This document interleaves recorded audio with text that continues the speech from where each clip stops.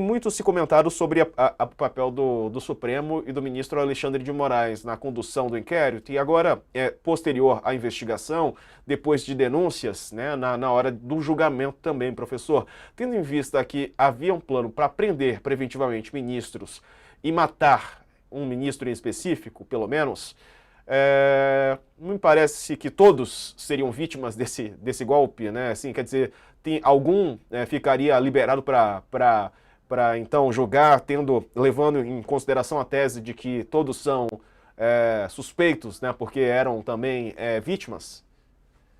E nesse sentido, Diego, temos falado disso, né? Esse é um tema de máxima importância. Por quê? Porque a jurisprudência, lembrando que a jurisprudência é o conjunto de decisões reiteradas de um tribunal num dado sentido, ou do próprio Poder Judiciário. A jurisprudência tem sido muito clara ao dizer que não é válida a causação externa, a causação exterior forçada para induzir o juiz à suspeição, né? Senão seria fácil afastar um juiz de um processo criminal. Imagina numa comarca de interior que tem só um juízo, juízo único, naquelas comarcas pequenas, e o réu acha que o juiz é rigoroso, vai condená-lo. Ele publicaria uma notícia falsa num jornal local, geraria a suspeição do juiz e o juiz estaria afastado. Não pode ser assim. Agora, no caso ali desse inquérito último, com esse relatório publicado na semana passada, ali não, porque ali Moraes seria uma vítima propriamente, mas não todo o Supremo Tribunal Federal, Alexandre de Moraes. Então, eu acho que poderia ser talvez recomendável que, em nome da preservação da imagem da Corte, que Moraes se afastasse dessa relatoria só nesse inquérito, não nos outros, só nesse inquérito, se afastasse para que o tribunal ficasse um pouco fora do objeto da crítica, porque ali ele seria uma potencial vítima mesmo. Todavia, outros juristas, Diego, para concluir, dizem que não, que ele não precisa se afastar, e eu vou explicar tecnicamente o porquê. Olha como a Polícia Federal tem sido competente nas investigações. Descobriu-se que havia um plano para matar Alexandre de Moraes, mas ninguém foi indiciado por homicídio doloso tentado. Concorda? Por É quê? verdade. Por uma simples razão técnica. A polícia indiciou por organização criminosa da Lei 12.850, por abolição violenta do Estado Democrático de Direito do artigo 359-L do Código Penal e por tentativa de golpe de Estado do artigo 359-M. Já basta, né? Só aí dá quase 30 anos de pena. Mas por que não por homicídio? Porque no homicídio doloso faz sentido, Diego, vamos deixar claro, no homicídio doloso faz sentido separar os atos preparatórios dos atos de execução. E o que aconteceu? A cogitação da morte de Moraes houve, talvez, atos preparatórios, talvez, mas nenhum ato de execução. Se não houve nenhum ato de execução, não houve homicídio tentado. É o que os penalistas chamam de irrelevante penal, não tem significação para o direito penal. Então, a Polícia Federal, para evitar frustração, deixou de fora, não indiciou ninguém por homicídio tentado. Agora, os crimes contra a democracia, como abolição violenta e tentativa de golpe de Estado, são crimes que a doutrina do direito penal, assim o faz, por exemplo, o professor Juarez Tavares, chamam de crimes de empreendimento. O que significa? Que o mero esforço, o mero desforço, o mero empenho na produção do resultado já tem significação penal.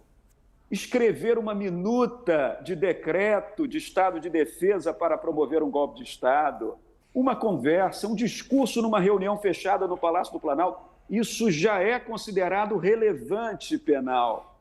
Por isso que a polícia indiciou essas pessoas. Então, essa segunda corrente dos juristas dizem o seguinte: se não teve indiciamento por homicídio doloso, tentado, porque não houve execução, então Moraes não está suspeito. Esse é o ponto. Vamos aguardar o que ele decide sobre isso. Mas essa hipótese de ele se afastar, alegando suspeição, né, que você defendeu, o professor Maierovitch também defende isso, mas não se corre o risco de melar o processo pelo seguinte: se o Moraes sair da relatoria, vai haver um sorteio para escolher o novo ministro, né, o novo juiz. E tem dois lá que nós sabemos que representam o bolsonarismo. Não haveria o risco desse processo cair na mão de um deles e melar tudo?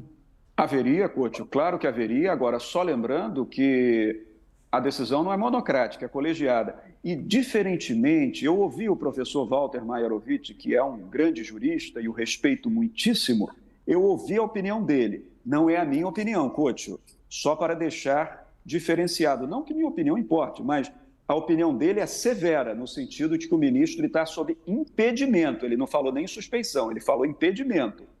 O que eu estou dizendo é que talvez fosse recomendável que o ministro Moraes se afastasse. E aí tem um dado regimental que é preciso observar. Você acertou muito bem quando falou em redistribuição, não é? Para um outro ministro. Só que, se você voltar lá em 2019, quando foi instaurado o primeiro inquérito pela disseminação de ameaças contra os ministros do Supremo Tribunal, foi invocado, foi o que vinculou a relatoria de Alexandre de Moraes, foi invocado ali pelo então presidente do Supremo Tribunal, o ministro Dias Toffoli, o artigo 43 do Regimento Interno.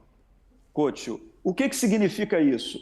Que o artigo 43 diz que quando o próprio tribunal é ameaçado, seus ministros, ou quando o crime acontece no tribunal, o presidente do tribunal pode determinar à Polícia Federal investigações, ou o presidente do tribunal pode escolher um ministro para ser relator desse controle das investigações.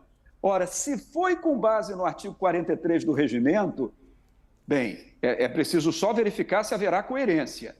Se foi com base no artigo 43 do regimento, uma redistribuição poderia recair hoje no poder de escolha do presidente do Supremo Tribunal Federal, que poderia designar ele próprio um próximo relator sem a redistribuição automática pelo sistema informático do tribunal.